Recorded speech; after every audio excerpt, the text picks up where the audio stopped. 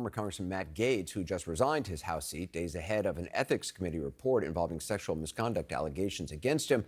Tonight, the attorney who represents two women who were witnesses in the probe confirmed that one of his clients says she saw Gaetz having sex with a minor.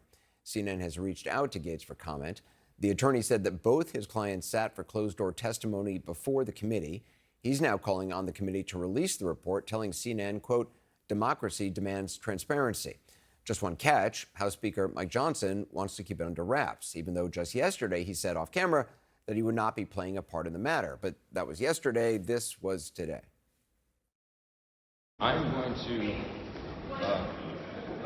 request, I'm going to strongly request the Ethics Committee not issue the report, because that is not the way we do things in the House, and I think that would be a terrible precedent. So he's saying it would be a terrible precedent to release this report. He's warning against it after a member steps down. But keeping him honest, the House Ethics Committee has done this before, most notably in a financial impropriety case for former Tennessee Congressman Bill Boner, who left the House to become mayor of Nashville, and former Ohio Congressman Donald Buzz Lukens, who was convicted of having sex with a minor. Now, in the former's case, the committee decided that the general policy of not releasing reports on former members was, quote, outweighed by the responsibility of the committee to fully inform the public. And that was for a would-be city mayor, not the highest-ranking law enforcement official in the land. Back now with our panel. David, how much do you think, or do you think this witness's testimony to the House Ethics Committee, according to her attorney, that she saw Gaetz have sex with a minor, complicates what was already expected to be an uphill battle for Gaetz? Well, look, I think that the Senate is going to demand to see that report. Senator Cornyn, a Republican, senior Republican, has said he wants to see the report. He said that today.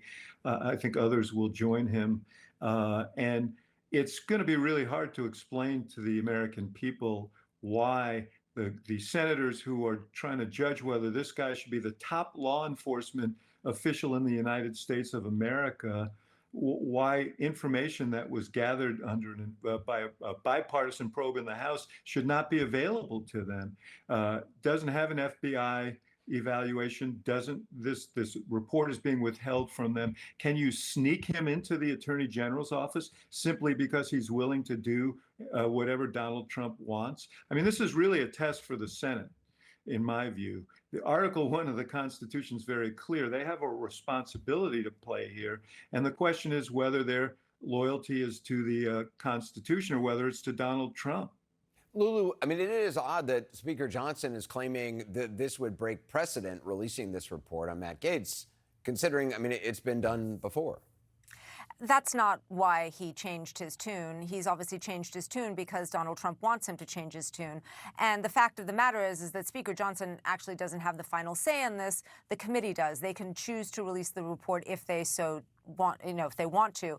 And, this is, again, one body of Congress having to inform another body of Congress. So this isn't like to release it to the general public even, or to release it to the media to satisfy them. It's actually because it will help the Senate do their jobs. Now, here we are at a moment when it is Republican senators who are actually the only firewall for Donald Trump. And I think what he's up to here is that he wants to really break Congress as early as possible. We are 10 days out of this election, and we are already in a sort of standoff with Congress. You can only imagine what's going to happen when he gets into power. This is him trying to break it early so that when he gets there, there really won't be anything to stop him. Matt, if an attorney is coming forward and saying, he has these two clients who've testified and this is what one client saw, I mean, do you think this changes things? Yeah. Yeah, I mean, I don't know if it changes anything because I think Matt Gaetz was going to have trouble getting confirmed even before these new revelations. I mean, we were just talking about Pete Hegseth, and, best to my knowledge, no one has ever accused him of any of those things prior to this. And so he's going to be given a little bit of the benefit of the doubt to explain himself. Compare that to Matt Gaetz, who it's well documented what the Ethics Committee has been investigating, and every single senator has been following this for a number of years.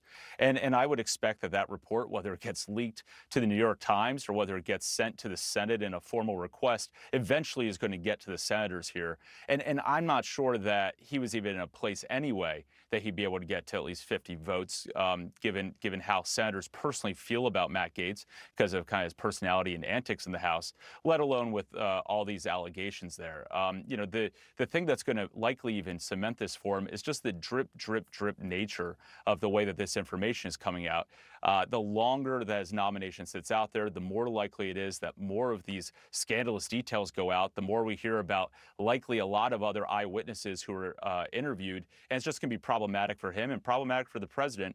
And so we'll have to see exactly how this goes down. But my hunch is that it does at some point.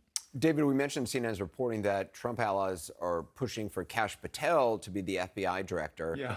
Every president, as you said, I mean, you think most presidents should be able to get all the people around them who they want. So many of these nominees have previously expressed, obviously, open hostility for the very same departments that they would end up overseeing. Yeah, not to mention the fact that he has been in the forefront of saying he wants to weaponize the FBI to go after the president's political enemies, to go after reporters who displease the president. What is very, very clear, and we've heard Donald Trump baying about the criminal justice system, about the Justice Department, about the FBI now for 4 years or 5 years. And he wants to put loyalists in there who will do what he wants. He thinks those agencies actually work for him. You know, I'm old enough to remember Watergate.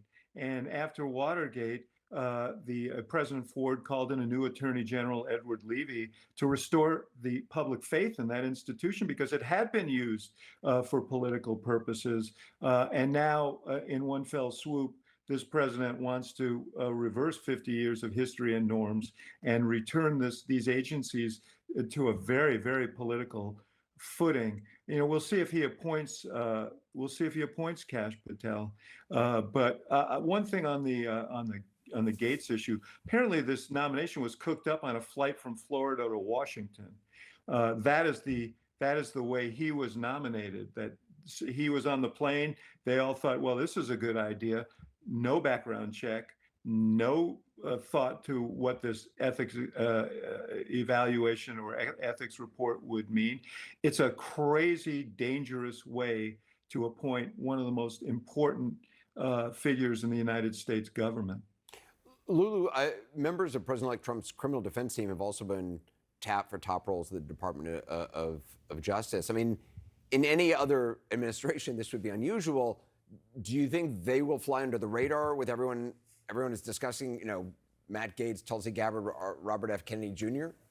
Yeah, I mean, this is the thing, right? You're flooding the zone. And so the scrutiny that something like that would get if a different president were doing that, a president-elect were doing that now, it's sort of like, where are you going to actually target your ire? And this is the thing. You might put up a Matt Gaetz to deflect from some of the other more problematic, that would be otherwise problematic in a different administration. So this is the thing, flooding the zone, making sure that there's just this constant chaos, constant feeling of displacement so that ultimately he's going to get the cabinet that he wants. Yeah.